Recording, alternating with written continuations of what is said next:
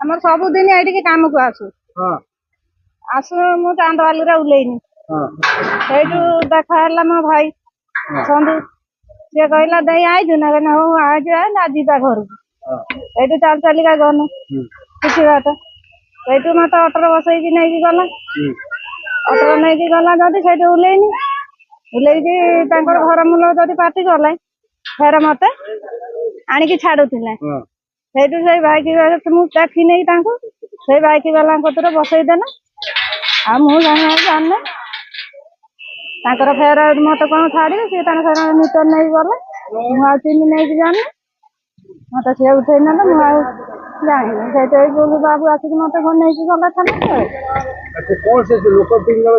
ମୁଁ ଚିନି ନେଇ ତାଙ୍କୁ ମୁଁ ଜାଣିନି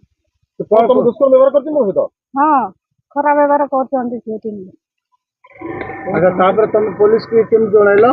ସେ ଲୋକ ଥିଲା ସିଏ ମତେ କହିଲା ସିଏ ଡକେଇ ଦିଏ ବୋଲିକି ସିଏ ଫୋନ କରିକି ଡକେଇଲେ ମତେ ନେଇକି ଗଲେ।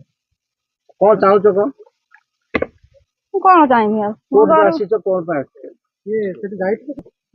କାମ କରତେ ଯାଇଛୁ ଆମେ ଯାଉଥିନି ସେଇଦିନ। ଆପଣଙ୍କ ଘର କୋଉଠି? ଆମର ଭଦ୍ରକ ବେତରା। ମୁଁ କିଛି କହିପାରିବିନି କିଛି ଜାଣିନି।